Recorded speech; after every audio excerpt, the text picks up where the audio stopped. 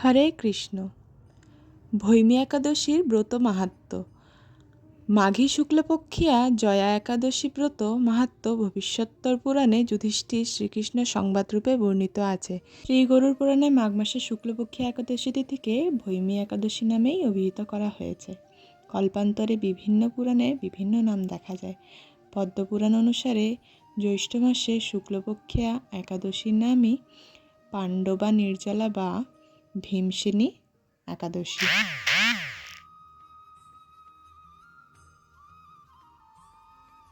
যুধিষ্ঠির বলেন, হে কৃষ্ণ, আপনি কৃপা করে মাঘ মাসে শুক্লপক্ষের একাদশীর সবিশেষ বর্ণনা করুন। শ্রীকৃষ্ণ বললেন, হে মহারাজ, মাঘ মাসের শুক্লপক্ষের একাদশী জয়া নামে প্রসিদ্ধ।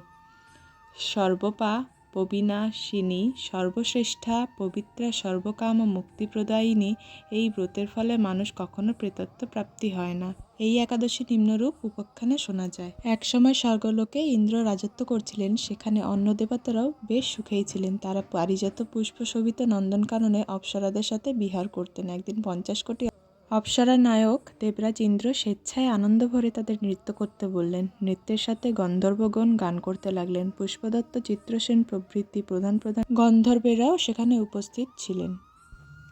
চিত্রসেনের পত্নীর নাম মালিনী। পুষ্পবন্তী নামে তাদের এক কন্যা ছিল। পুষ্পদত্তের পুত্রের নাম মাল্যবান। এই মাল্যবান পুষ্পবন্তীর রূপে মুগ্ধ হয়েছিলেন। পুষ্পবন্তী পুনঃ পুনঃ কটাক্ষ দ্বারা মাল্যবানকে বশীভূত করেছিল।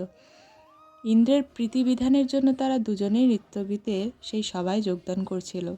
কিন্তু একে অপরের প্রতি আকৃষ্ট থাকা উভয়েরই চিত্ত বিভ্রান্ত হচ্ছিল। সেখানে তারা পরস্পর কেবল দৃষ্টিবদ্ধ অবস্থায় দাঁড়িয়ে থাকলো।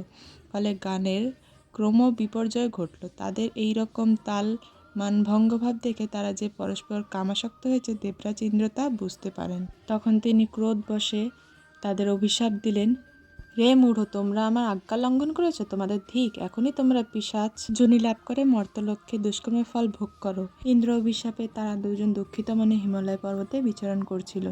পিশাচত্ব প্রাপ্ত হওয়ায় তারা অত্যন্ত দুঃখ ভোগ করতে লাগলো। হিমালয়ের প্রচণ্ড শীতে কাতর হয়ে তারা নিজেদের পূর্ব পরিচয় বিস্মৃত হলো। এইভাবে অতি কষ্টে সেখানে দিন যাপন করতে লাগলো। একদিন পিশাচ নিজ পত্নী পিশাচিকে বলল, সামান্য মাত্র পাপ করিনি, অথচ নরক যন্ত্রণার মতো পিশাচত্ব প্রাপ্ত হয়েছে। অতএব এখন থেকে আর কখনো কোনো পাপকর্ম করব না।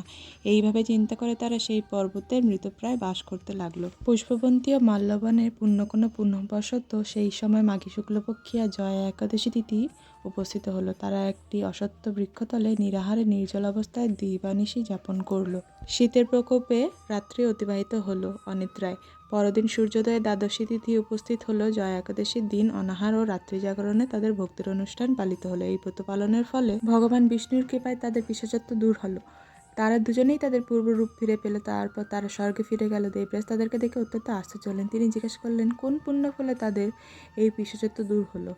আমার অভিশাপ থেকে কে তোমাদেরকে মুক্ত করলো? মাল্যবান বললেন, হে প্রভু, ভগবান বাসুদেবের কৃপায় জয়া একাদশী ব্রতের পূর্ণ প্রভাবে আমাদের পিশাচত্ব দূর হয়েছে। তাদের কথা শুনে দেবরাজ ইন্দ্র বললেন, হে মাল্যবান, তোমরা এখন থেকে আবার অমৃত পান করো।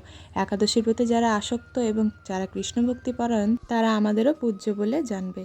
এই দেবলোকে তুমি পুষ্পবন্তীর সাথে সুখে বাস করো। হে মহারাজ, এই জয়া ব্রত ব্রহ্মহত্যাজনিত পাপকেও বিনাশ করে। এই ব্রত পালনে সমস্ত প্রকারের ফল লাভ হয়। সকল যজ্ঞ ও তীর্থের পুণ্যফল এই একাদশী প্রভাবে আপন হতেই লাভ হয়। অবশেষে মহানন্দে অনন্তকাল বৈকুণ্ঠ বাস হয়। এই জয়া একাদশী ব্রতকথা পাঠ ও শ্রবণে অগ্নিষ্ঠম যজ্ঞের ফল পাওয়া যায়।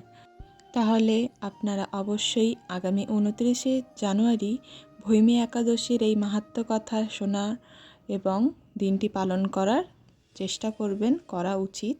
হরে কৃষ্ণ।